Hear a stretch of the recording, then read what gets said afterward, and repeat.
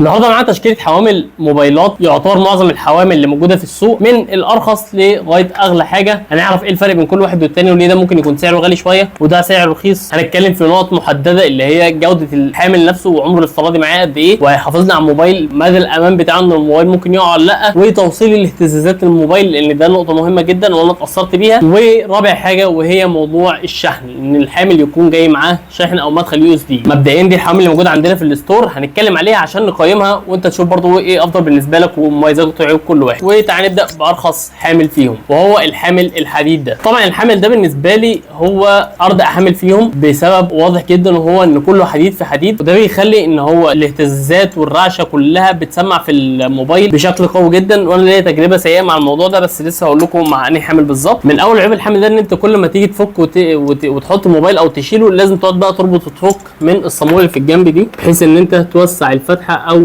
تضيقها. طيب انا كده حطيت التليفون. الحامل ده من ناحيه ان هو بيمسك التليفون فهو الصراحه بيكلبش في التليفون لان هو الاطراف بتاعته قافله على التليفون نفسه ان هو يخرج من بره الحامل، يعني ده داخل لجوه كده عامل حرف ال لجوه فقافل على التليفون ان هو يتحرك من مكانه وصعب جدا ان التليفون يخرج. بس الفكره ان الحامل نفسه جاي على القطعه دي حديد في حديد، فالمفروض ان انت بتربط دي على الجدون بتاع الموتوسيكل فدي سهل جدا ان هي تتكسر. المفروض ان هو يبقى جاي معاك القطعه دي بتركبها في الحامل من جوه من هنا بحيث ان هو يمتص شويه من الاهتزازات، لكن انا الصراحه شايفها حاجه ضعيفه جدا فايه مش هتمتص قوي. الحامل ده حلو في حاله واحده لو انت عايز تجيب حاجه رخيصه وموبايلك مش غالي قوي فالاهتزازات في الموبايلات الرخيصه ما بتاثرش قوي، لكن لو موبايل فيه وحده كاميرات كبيره وسنسورز ممكن تبوظ منك، وارد جدا ان هو يبوظ وده اللي حصل معايا في التليفون بتاعي بالمناسبه ولسه هتكلم عن الموضوع ده. فالحامل ده من ناحيه الامان ممتاز جدا، لكن كجوده وان الحديد ده ممكن يتكسر المفروض ان انت بتيجي تركب الحامل ده بتركب له تخشينه هنا علشان لما يجي يقفش على الجدون ما يتكسرش. انت بتفك المسمارين دول وتفتح دي كده اهو وتركبها في الجدون بعد كده تقفل، وانت بتربط المسمارين دول ممكن القطعه دي تتكسر منك لو انت ربطت جامد عليه،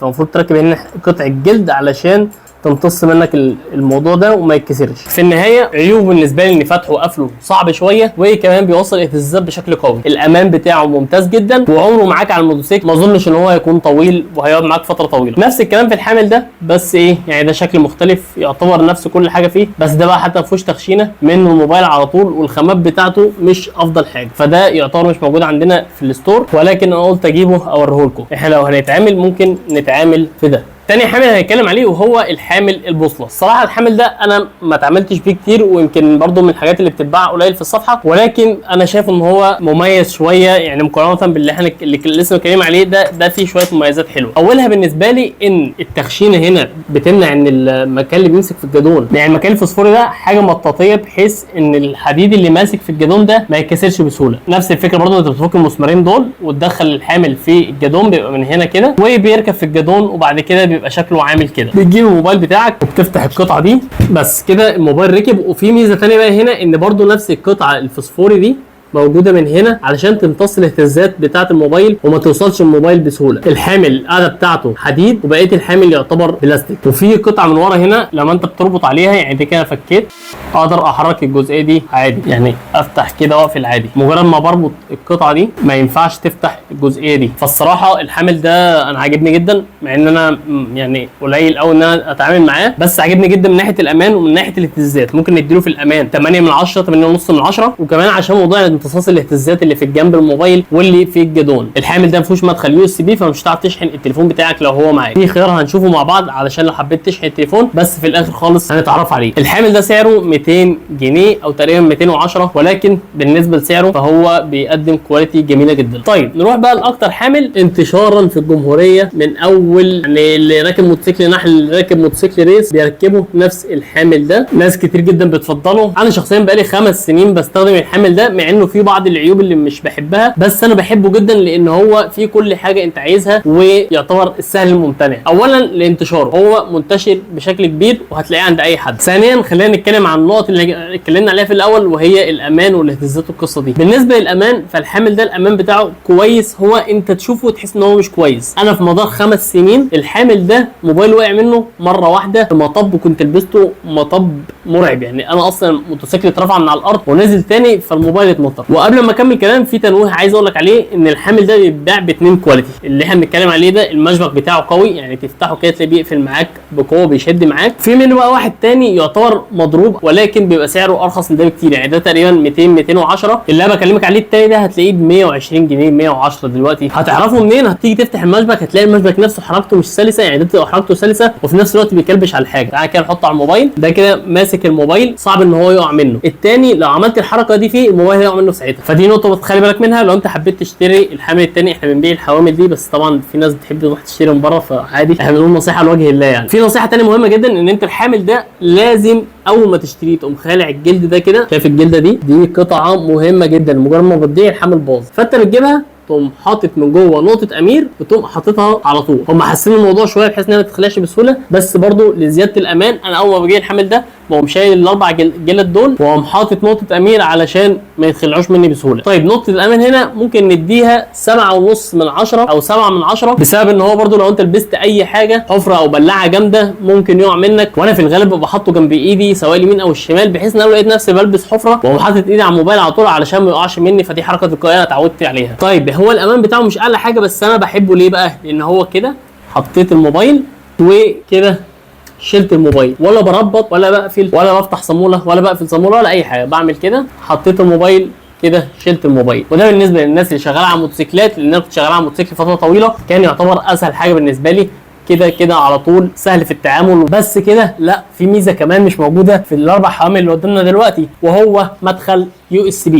الحامل ده بتوصله على البطاريه سواء دايركت او ان انت لازم تدور الموتوسيكل، وبتشحن التليفون بتاعك طول ما انت بتتحرك بيه. ونصيحه مهمه جدا، لو انت هتجيب الحامل ده هات له وصله قصيره، عشان الوصلات الطويله اولا بتكون اصليه بتاعت الموبايل فحرام ان انت تبوظها، ثانيا الوصله الطويله بتشحن ببطء، فاللي بينفع معاها هي الوصله القصيره بتاعت الباور بانك، هي هتمشي معاك هنا كويس جدا. واخيرا اكبر عيب في الحامل ده واللي واجهته مع الموبايل الجديد بتاعي، وهي توصيل الاهتزازات. لو انت معاك موبايل اللي هي الفئات المتوسطه او فئات تحت المتوسطه، فالحامل ده ممتاز جدا جدا ويعتبر هو الخيار الافضل. انا استخدمته مع موبايل ريلمي 7 لمده 4 سنين ما حصلوش اي حاجه، والموبايل ما اتاثرش باي حاجه، وكان بالنسبه لي حامل زي الفل. بالمناسبه هو بيركب على المرايه برضو. الحامل الرخيص منه بتبقى الخوصه دي ضعيفه بتتكسر بسرعه، هنا بتبقى اقوى شويه، ولكن مع الزمن برضو يعني مثلا بعد سنه ونص استخدام بتلاقي الخوصه دي ممكن تتكسر منه. لما جبت بقى موبايل جديد فيه وحده كاميرات، الكاميرات برضو السنسور كان اصلا فيه مشكله، كان مهزوز حاجه بسيطه، فلما حطيته على الحامل هنا السنسور ده قلش على طول وبقى مش شغال، ومحتاج ان انا اغيره. والكاميرا بقى فيها زي بكسله كده ما بتعملش فوكس على الحاجه بشكل كويس، فدي مشكله واجهتني مع الحامل ده، ان هو كان بيوصل اهتزازات حتى مع الكاوتشات اللي موجوده فيه. فلو انت معاك موبايل غالي شويه لازم تستثمر في موضوع الحامل، ونروح لاخر حامل اللي انت ممكن تستثمر فيه. طيب الحامل ده عامل كميه مشاكل في السوق رهيبه، لان هو العنكبوت ده في منه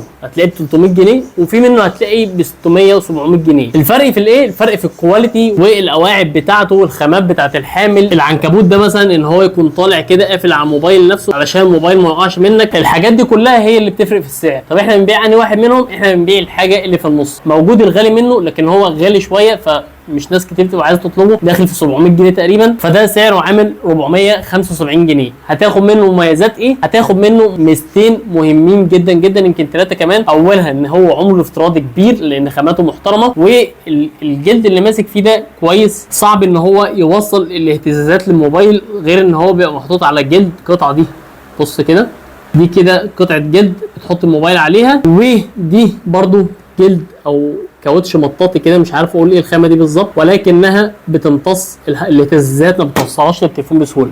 فاول ميزه هي العمر الافتراضي، تاني ميزه ان هو ما بيوصلش الاهتزازات للموبايل، فانا ممكن اطمن على الموبايل بتاعي مع حامل زي ده. تالت ميزه وهي الامان. زي ما احنا شايفين الاجزاء بتاعته طالعه بشفه كده كلها قافله على الموبايل، يعني حتى في الجنب كده داخله لجوه شويه، والجزء اللي من تحت ده برده قافل على الموبايل، فالموبايل بيبقى متكلبش من فوق ومن تحت. لو انت حاطه كده صعب جدا او يعتبر شبه مستحيل ان هو يقع. فحته الامان هنا ممكن نديها 9.5 من 10 او 10 من 10 لانه ممتاز جدا. انا دلوقتي بس مش عارف احط الموبايل لان هو انت بتحتاج تجيب الانكيه بيفتح الاجزاء دي من ورا، بتوسع الحامل من الجناب هنا بتظبطه على مقاس التليفون بتاعك بالظبط. فدي حاجه يعني عجباني ان هي بتحسسك ان انت معموله ليك، اللي انت بتوسع الحامل على قد الموبايل بتاعك بالظبط. فايه حلوه شويه، انا عارف ان هي تفصيله ممكن تكون هبله بس عجباني. اكبر عيب فيه بالنسبه لي وهو عدم وجود مدخل يو اس بي، والصراحه انا بالنسبه لي يعني مع الوقت ان شاء الله هجيب لي نفس حامل زي ده. ممكن احل موضوع الشاحن بان انا اجيب شاحن خارجي زي ده. لو انت بقى عايز تجيب الحامل ده مثلا وعايز تجيب معاه الشاحن ده سعره 90 جنيه. الصراحه شكله كويس، مش قصه بقى ان هو مدخل يو اس بي وخلاص،